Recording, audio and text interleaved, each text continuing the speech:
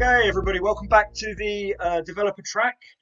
Next up, we've got Alex. Alex is going to be talking about NFV, Network Function Virtualization with CloudStack. So everybody, please give Alex a warm welcome. Over to you, Alex. Hello. Thank you, Giles. So welcome to another CloudStack collaboration conference. We're talking about NFV, CloudStack, not just what NFV is, also a tale of how I develop products, NFV products with CloudStack. So first of all, who is this person talking?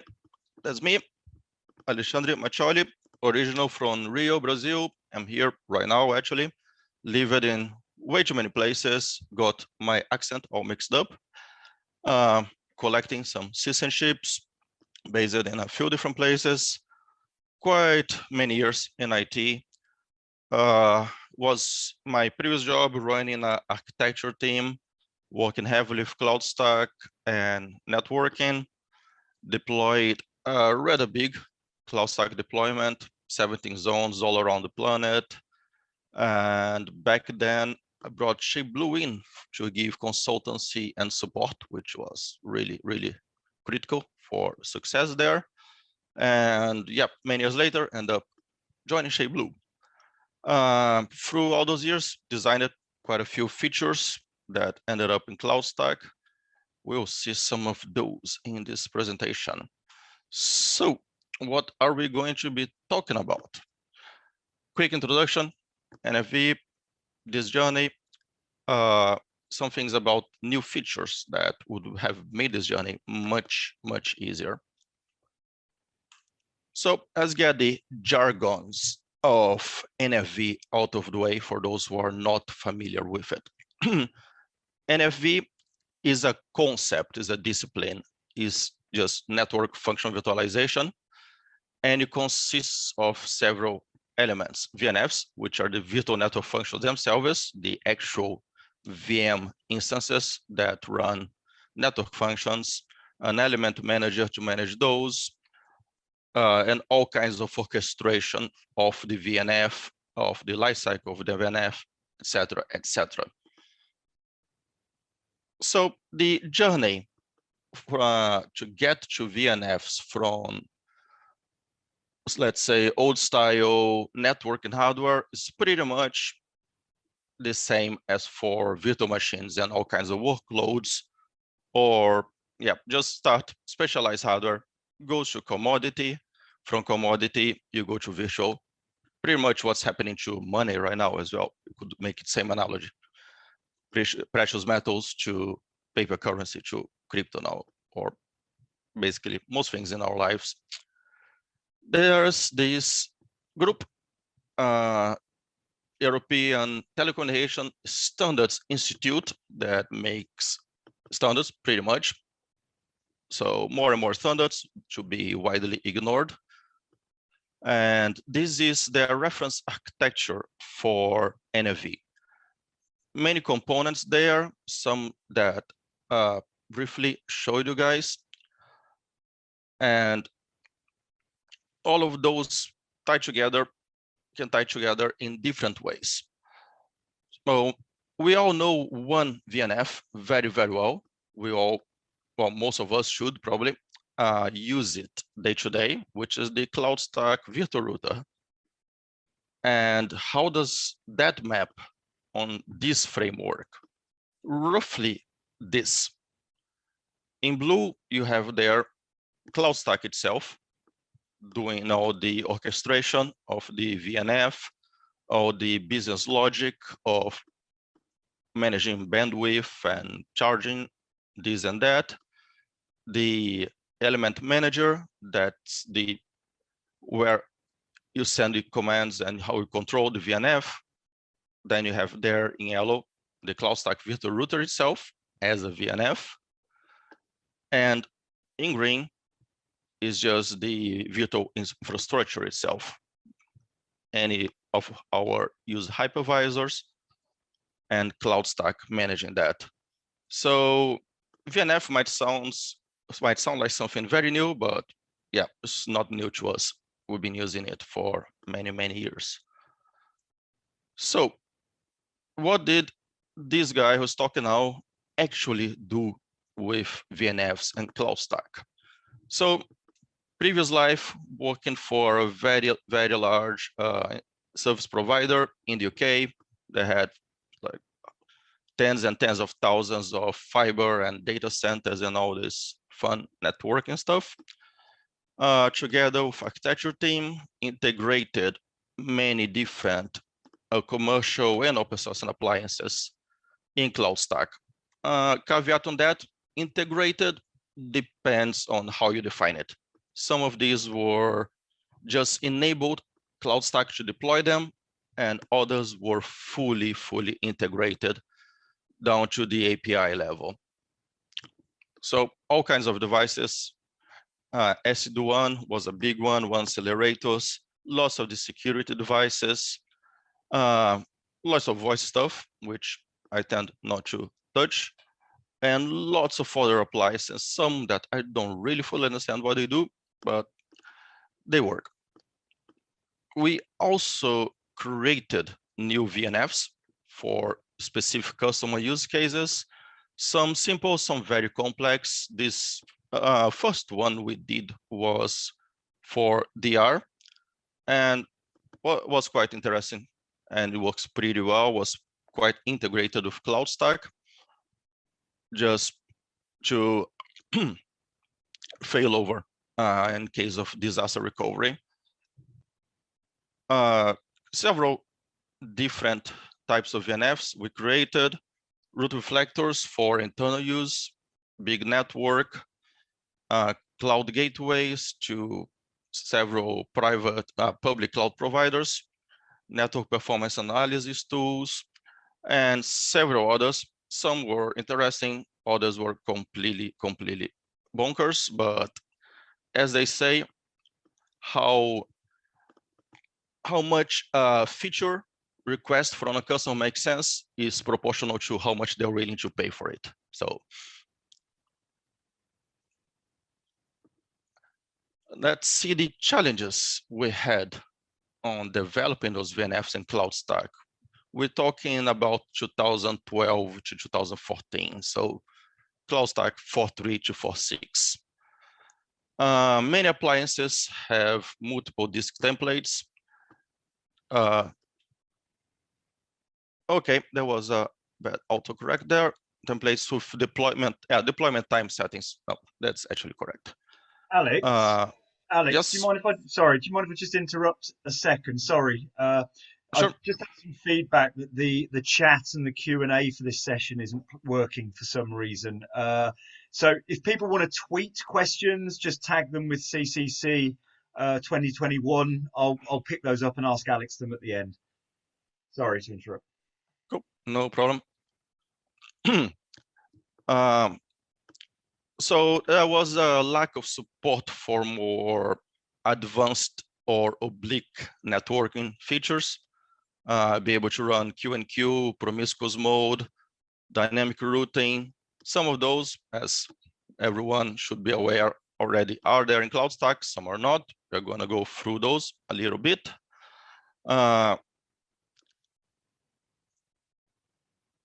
More of those, no PVLAN support, no support for VLAN trunks, and yeah, some PTSD inducing challenges. But managed to overcome those challenges mostly by creating lots of proxies and other devices around the CloudStack, tying up APIs, extending the CloudStack API through proxies that would just receive the requests from the users and then direct to CloudStack or to some other system. This made integrating these VNFs very, very time consuming and very costly because we needed to touch lots of different systems, create new databases to keep track of what we're doing. Was quite challenging and would take quite a while to get a product ready to market. One example was promiscuous mode that we would set up on. Okay, just so everyone knows, I'm talking mostly VMware. Most of these features are VMware specific, some are not. So for example, promiscuous mode, we would set up for a certain port group and we need to keep track of it. So we'd have to have an external database just to keep those. Much easier if CloudStack can manage those. So what has changed since those early days? Thanks to this community that's here and lots of end users screaming at us to get things done as well.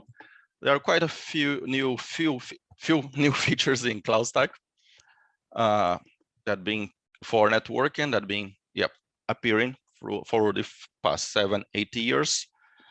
So support of PVLANs, multi-disk templates. So the ones in asterisk, they are personally my fault one way or another. I either raise that as an issue or commissioned ShapeBlue to write that feature or this or that. Some of those are great features, some not so great, but they did help quite a lot. VLAN trunking, you have, for example, a firewall that you want to have 30 security zones. Yeah, you cannot just place 30 virtual NICs in CloudStack. So you can just trunk and then manage the virtual interfaces in the firewall itself. Dedicate IP ranges, that was for part for VNFs and part for things like PCI DSS, L2 networks. Thanks, Paul, for that one. Really helpful. This full OVF properties would have been a great one. Now CloudStack can read all the properties directly from the OVF when you deploy the VM, so don't need to deal with all those deployment forms that are really a nightmare. Network security settings, which are to be used quite carefully. You need to allow promiscuous mode, MAC changes, so you can run layer 2 bridges, so the frames coming from VMs behind your device are let through. This has some issues, some security concerns, so has to be used with care. So those are the key features that really change how we can then build VNFs in CloudStack. Those are not a complete set. It doesn't solve all the challenges that we had, but would solve majority of them. So that's what's been done so far. All of this is out there in CloudStack. Latest version can be used. Some work very well, some still need to be refined a bit more. But we're still working on other features and other ideas to overcome even more of those challenges. So what next then? Many haven't been addressed. So we have new features we are thinking about. They are in different stages. Some just in drawing board, some already getting coded. So let's see some of those. One that came from many years ago, many discussions, there were presentations about that with a slightly different context, is that we needed a way to allow end users to create networks that need VLANs. So currently that you can select the VLAN, sorry, all networks need VLANs. And when I say VLAN, I just mean some kind of layer 2 broadcast domain isolation. It can be VXLAN, can be any of the methods supported by CloudStack. So empowering the users to control their VLANs. How do we do that? Right now, only root admins can create VLANs, can create networks that need VLANs or shared networks, basically, which was the case back then, definitely. And that, of course, is not really a very cloudy way to do things. If a customer has to go and raise a ticket for something to be created, it's not really a self-service cloud. The way this was solved back then was, as I mentioned, with other services around, would, for example, just intercept API calls, networking API calls, then extended the API set as well, would send some calls directly to CloudStack and others to other systems. In one example, would tell CloudStack to create a shared network in a certain VLAN, then make an API call to the core router and create that VLAN interface in the core with that IP range that was set up in CloudStack and place that in a certain VRF for a certain customer's IP VPN. So that involved many moving parts outside CloudStack. And of course, only root admin can do that. So you need all kinds of other intelligence, more middleware just should handle that. The proposal here is to allow end users to create networks in VLANs. Of course, we cannot allow end users to know the VLAN numbers. So the idea is that you can create a new network in the VLAN of that has already been allocated to you. Initially, just by selecting another network that you already have in CloudStack. So for example, you could have a layer 2 network and then create a shared network, or more interestingly, the second point, create a VPC private gateway. When you create a private gateway, you just select which network that gateway is going to connect to. And then you can manage the IP addressing, the routing, everything for that private gateway. And that's how this would look like. Have the CloudStack virtual router for a VPC, the same that we use right now.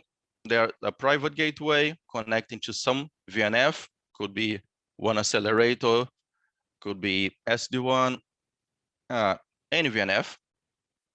And in this way, you have that layer 2 network west of the VNF that was already created by the end user.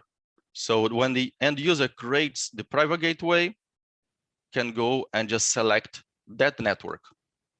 So CloudStack knows the VLAN of that network that already belongs to that user's account, so no security risks there. And that specifically was a use case that was used a lot in the past. And it was quite a bit of work to create those gateways in a timely manner. This way, yep, customers can just do themselves. And you can create, it's much easier to create more flexible topologies. You can get quite creative when you have control of that. There are some scenarios where you can have a shared network in the same VLAN of your isolated network. Might sound a bit out there, but there are actual use cases where that makes sense. Usually takes CCIE level to really understand how those work.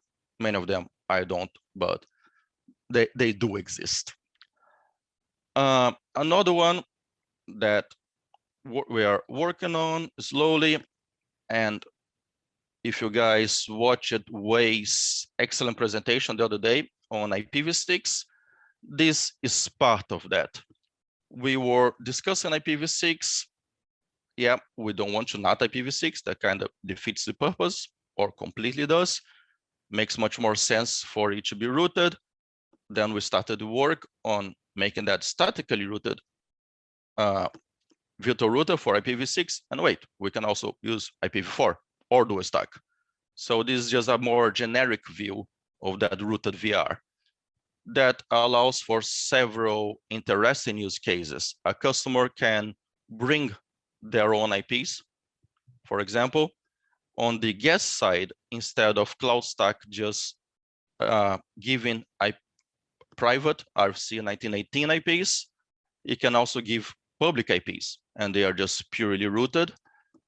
And you can bring your own IPs, or you can use a mix of IPv4 and 6 in whatever way you want through offerings.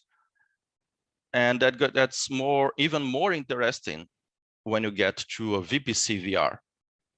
That's already routing between tiers, private gateway, your default upstream gateway. And with a routing VPC VR, you could potentially have each tier in a totally different subnet. You don't need the CIDR. The VR just needs to route those and route those out to the default gateway and the private gateway. It's still, for now, static routes. I'm gonna go through that in a little bit. This, again, can be IPv4, 6, or dual stack. Just given there, quick example of how that would look. You have IPv6 public all the way, IPv4 can be public, can be NATed. You can end up with a mix that you have dual stack, IPv4 and 6, where 4 is NATed, 6 isn't, or have both public, or have just 6 or just 4. 6 always rooted. Don't think anyone had mentioned or asked for NATed IPv6, thankfully. And the work on that is quite nicely underway, well, literally underway. So, is that all just static? Yes, for now. Of course, we all want to see the CloudStack virtual router doing nice dynamic routing, BGP, OSPF, RIP. No, maybe not RIP. But for now, we'll stick to static routing for a few reasons. Adding dynamic routing to the VPC, to the VR, would be quite time-consuming, complex, possible bugs. There are many considerations. So for now, we are using just static routes. So the virtual router, it has a default route going to the gateways as now, and has a static back. That means that the operator of the network needs to go and add static routes going back. Not ideal, but it solves most of the issues that customers face right now. Already enable them to have some routing. We are looking at ways to make these static routes a bit friendlier, as in when you set up a network, CloudStack already tells you which static route needs to be added. We could have that in log and can then automate something that reads from the log, sees that a new static route is needed, then sets up that on the upstream router. Doesn't mean that we are not going to look at dynamic routing. At some point, yes, we will start some discussions in the community soon, because there are many, many different views on that, on how that should be done. So, conclusions about all of this. Hope hasn't been too rushed. CloudStack has come a pretty long way in network features in these past years through a combination of feature requests from Blue customers, roadmap work, community work. It all got together quite nicely. The same VNF integration work that was done 7 years ago, projects that would take 6 months and hundreds of thousands of pounds, now could be done in 6 weeks and tens of thousands. Would be much, much, much easier. So yeah, some of the challenges still have been addressed, still lots of work to do. So besides these elements that we are already designing and working on, there's lots others. Some literally in napkin drawers, mostly in Jira boards and idealists by now, or the actual source of truth for lots of these things, the mailing list. As everyone knows, if it's not in the mailing list, it didn't happen. These are just some ideas. Some been floating around for quite a while. Some are newer. There is the continuing idea of deprecating isolated networks, because after all, an isolated network is just a single tier VPC without possibility of a private gateway and some other features. There is some work that needs to be done on VPCs and how they handle public IP addresses, because currently, if you want more services in a VPC, you need more public IP addresses than you would need on an isolated network. We need to see how to handle that. We're thinking about the concept of a shared network, which, besides confusing people what is actually shared, it's a bit it got a bit blurry through the years. So maybe we could make all networks shared. Why not share a VPC through accounts? There are several use cases for that. You could have a VPC that 2 of the tiers are from a certain customer and the other tier is for the service provider to manage, say, backups or something. There are some good uses of that. There were presentations and floated many ideas of how to make a deployment wizard for a VNF or an appliance in general. So maybe something similar to the VM deployment, but with a few more settings. That's still something to another idea. With the rooted VR, we open up some interesting possibilities. One of them being policy-based routing and traffic engineering. You can then you can route to your default layer 3 gateway upstream and your private gateway. So you could choose which traffic goes through where, from which range, destination, etc. So we can make some interesting traffic engineering decisions there. VNF integration down to the API level is something that, yep, I've done in the past. Very, very hard work to do that properly. There are ways to leverage CloudStack to make that a bit easier. I have this idea years ago of a light zone when was building SD-WAN solutions, customers with hundreds of edge sites, small UCP devices, wanted them to be managed by CloudStack, but it's just, unfortunately, the current CloudStack zone is too heavy for that, with need for secondary storage and this and that. So that's another idea that thinking about. And yeah, a time machine, that'll be amazing. So I could have all these features back then and save me a lot of stress. And that is me. Question time. Thank you, Alex. That's very, very good. Quite a few questions to get through. I'll just sort them by the most voted. Give me a second. Okay. Andrea has asked, when are some of these features going to see the light of day? 4.16, 4.17, or later, in your opinion? Some of those are already there. Some coming on 4.16. Others, yeah, would say next few versions, hopefully. Some are still really, yeah, back of napkin, so will take longer. But if you want, once you know the state of any of these features, just ask in the mailing list. Get it. Okay, somebody who's anonymous has asked, what is the routing VPC? I believe I heard you say, so is it something different from the VPC as it is now? So we have work happening right now, and I'll recommend you watch the recording of Wei's presentation.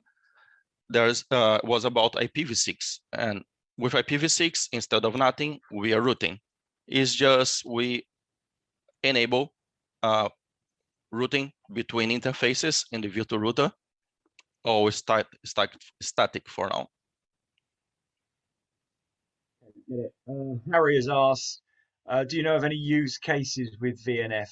Actually, I wanted to know how big an environment can be possible, maybe with 5 or 10 zones. I think there's 2 questions there. Yep, many use cases of VNF, had dozens and dozens, and yeah, previous job, and now can see many interesting ones as well.